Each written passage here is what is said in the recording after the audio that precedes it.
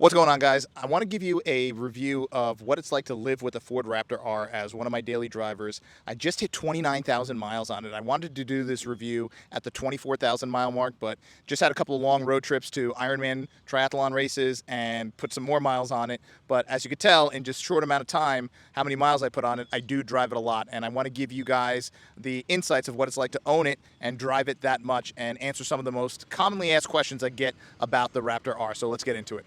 All right, let's start on the exterior. I want to show you guys just how well the exterior is held up. The paint has been absolutely amazing. It is ceramic coated, but with all the long road trips and everything, I literally have a hard time. It's hard on this avalanche gray paint to see even like the littlest chips, which is actually what I really like about this color. As you guys know, most of my vehicles are black, but with this avalanche, it's really hard to see even the tiniest of chips. And right now, from what I see, I don't see any, which is great. The grill is holding up well, headlights holding up well. Everything is just holding up beautifully on this truck. Paint looks virtually new. It's a little dirty right now. I will say the ceramic coat helps. People ask if I got it PPF'd. I did not get PPF on this. I have it on the Hummer EV. I got it on the C8 Z06. I do not have it on the Bronco Raptor. I don't know. I've had hit or miss with PPF. So, but other than that, everything looks amazing on the outside. The bed is holding up really well. As you guys probably know, I use the heck out of this. I'm at Home Depot every other day. Have the sauce set up on here, and the bed is held up really, really well. Everything else is pretty amazing. No fading of anything on the outside, no fading of panels, no fading of plastics. You see here, the heat extractor here still is shining, so no fading, and this is in the Florida sun. The only thing I had to do was I had to replace the two front tires. Let me just say, I had to replace two tires. I had a nail in one tire and another screw that was making another tire lose air. So they put two new tires on the truck. My boys at Discount Tire hooked me up. So the rear tires, they put the rear tires as the new one, and the front tires are the original, which still have great tread on them. This vehicle does not eat up tires like some of my other vehicles. I do take it off-road, as some of you guys who follow me on Instagram have seen. I do take it off-road, and I don't want to say beat the truck up, but I put the truck through its paces. And for what I have done to this truck, with this truck, where I've taken it, it is held up absolutely amazing. So for those of you who are asking about that, that's the maintenance on the outside. That's what it looks like. No other maintenance, oil changes run about, a little over $100. And it does take a very specific oil. But other than that, nothing. The tires and oil changes is all I have done at this 29,000 mark, which is really, really incredible. Not a single issue from a maintenance-wise. Now, there's a couple of things on the inside that I'm going to show you that I talked about in the original video, and I'll go over them again here. But outside-wise, it looks brand new. The paint looks brand new, and it still drives amazing. So let's go to the inside. Okay, let's talk about this for a second real quick, the passive entry. I talked about this in the original video. This has not gotten any better. I would say 1 out of 5 times when you go to lock this with this button here, it just doesn't lock. Of course, it's locked right now, but it's very, very quirky. I don't know if it's weather dependent or not, but just so you know, that's one of the things that has still been giving me some issues. Inside, I am in this truck every day. I got Titan, that is a 75-pound Belgian Malinois in here, and the inside looks brand new. There's not even any signs of even any kind of remote wear on the leather here. Just everything looks pretty much like the day I brought it home, which is incredible. Long road trips here and, eating food, drinks, and nothing at all is wearing. Even the steering wheel looks brand new still, which is pretty amazing. The door, all this, no issues along here. Just everything looks beautiful. Got the 221B tactical gloves here for whenever I'm fueling up or doing any other work. You see here along the floorboards getting in, you get in and out, and this kind of usually gets beat up. Nothing. I used a 303 on this. Still looks amazing. The step rockers here look amazing still. Just incredibly held up, absolutely incredibly well. And the back seat, like I said, with the 75-pound Belgian Malinois back there all the time, you see some of that dog hair moving around, jumping around.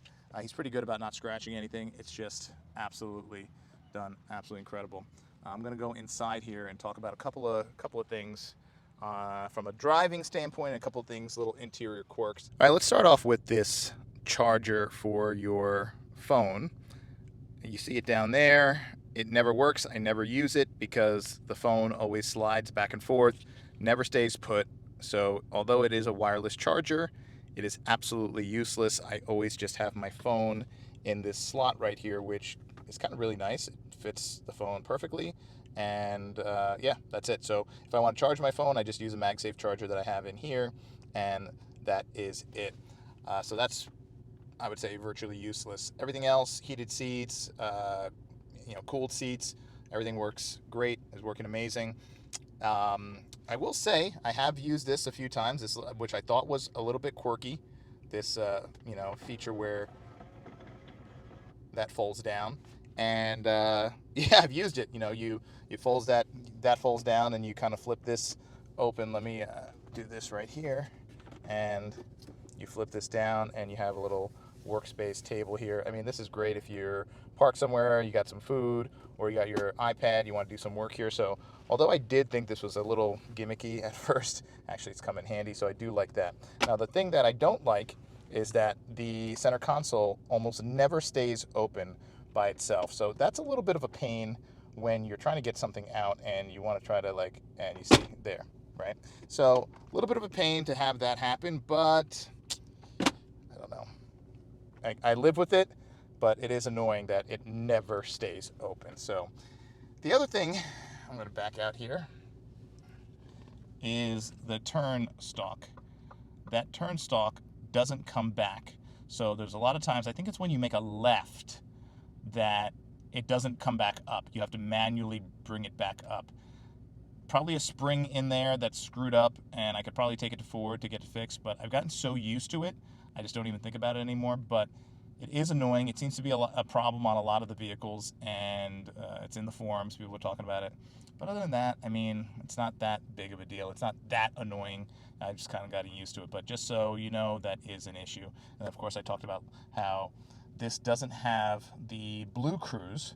This only has the regular cruise control. It's okay. It's kind of like you have to keep your hands on the wheel, and if you even if your hands are on the wheel, if it thinks your hands are off the wheel, it starts chirping at you and tells you to grab the wheel, and you're like, I am holding the wheel. So it's not like the Super Cruise on the Hummer EV, which is absolutely amazing. I feel like for a vehicle of this price, it should have something similar to Super Cruise. The fact that it doesn't, I don't know. I really don't. I can't even explain that. No digital rear view, which is crazy on a vehicle of this price. Remember, this vehicle was on the lot, and I'm not talking about sticker. I'm talking about what dealers were charging, 140 grand. 140 grand for a vehicle that no digital mirror, no nice cruise control, no heated steering wheel. Kind of wild, but I've kind of gotten over the heated steering wheel thing. Like I said, everything else is holding up really well. All the fit and finish, everything looks pretty much brand new. All the carbon fiber over here, everything looks amazing. Dash looks amazing. Passenger seat gets decent amount of use from all my work trips and stuff like that, and literally looks brand new. So no complaints there. Okay, so now let's talk about driving. I would say of all the vehicles I've ever owned, this is my second favorite vehicle to drive. The first is the Hummer EV. I have the Hummer EV Edition 1, and that is by far, although it's silent when you drive it, by far it is the nicest vehicle to drive. The acceleration, the speed, the handling, the four-wheel steering for the parking. It is a huge truck, but it drives so much smaller, and I absolutely love it. And the tech in it is phenomenal. So from a daily driver standpoint, if I had to drive one vehicle every day for the rest of my life, it would be the Hummer EV. However, this would be a close second. This just has that that V8 sound, that power, and the usability. The usability of it is, I mean, rear passengers say they have a tremendous amount of room. It is held up so well. It's just a solid, solid vehicle. I'll go out to sit on the limb and say this Ford Raptor R feels more solid than the Hummer EV just from a build quality. It just feels more solid. It feels more robust. But drivability wise, the Hummer EV beats this out. But I got to tell you, this is an amazing daily driver. It is so smooth on the road. It handles beautifully. It just is a joy to drive on a long road trip. No everything everything that's supposed to work works. The heat works, the AC works, the seats, everything works. Everything that is what you're looking for in a vehicle. It's just nice. It just works. Not a single issue at all from from a functionality standpoint. Like I said, the turn stalk, the center console, I mean, that's it. The screen's always working. The sync is an amazing software, works super fast. Apple CarPlay hooks up straight away. I mean, it's just the air blows ice cold. The heated seats are hot as can be. And, it's everything that you want in a solid vehicle. And of course, when you want to get on it and punch it a little bit and drive a little bit spirited, of course, only when you're in Mexico, it's just amazing. It's an amazing vehicle. It is timid when you're driving it around town, just cruising around, doing the speed limit, driving through school zones. It's super soft, super smooth, handles like a dream on the road, handles bumps like they're not even there. But if you want to get on it, getting onto a highway, or you're starting from a light and you want to kind of get past some traffic, man, this thing, it sounds and feels and gets up and go like nothing else. It's so amazing. They did a really good job putting the V8 in this. And the sound system, I don't really listen to music. I'm always listening to audiobooks, but I'll be on phone calls. If this matters to you, I'm on phone calls and people don't even, and I'm driving down the road at speed and people think I'm at my house, at my desk. All the time people say, "Are you home?" And I'll say, "No, I'm driving." Like, wow, it's so quiet. So just a credit to, the cabin noise or the lack thereof and the Bluetooth quality in the vehicle. It's absolutely amazing. The panoramic sunroof is awesome. Days like this, I don't have it open, but it is beautiful to have that. The other trucks that I've had always have the small one, like the Denali 3500. That's a $100,000 truck, and it has still has a small, tiny sunroof. So this is nice to have the panoramic sunroof, and it's just done well. It's done really, really well. Camera system for backup and everything works well. So I would say the only quirks I have to deal with in living with this as one of my daily drivers. You guys know I have 5 cars. But this is the one I definitely, as you can see by the mileage, the one I drive the most. And it's the road trip car. It's the Home Depot car. It's the where the dog goes. This is that vehicle, the truck rather. I know some of you guys get a little bent out of shape when I call this thing a car, vehicle. And so even these all-weather floor mats still look brand new, and I'm in and out of this thing like crazy. I do hit them with the 303 to keep them nice. I have the guy that comes to the house and does the vehicle maintenance every other week, hand wash only, and he does the boost to the ceramic coat when it's needed, and does everything right, and this truck has never been through a car wash ever, only hand wash, and I think that's part of the reason why everything is staying so nice. And it just, I mean, when it gets washed and the inside's done, I mean, even right now the inside hasn't been done, it looks brand new. It's literally like the day I brought it home from the dealership. There's literally zero wear on this, which is absolutely amazing. And you know what? When you're paying this much for a vehicle, any vehicle, that's kind of what you expect. You expect it to be durable and last. And so far so good. And it's just been a pleasure to have and pleasure to drive. I wish it had a better cruise control for the long road trips I take with it.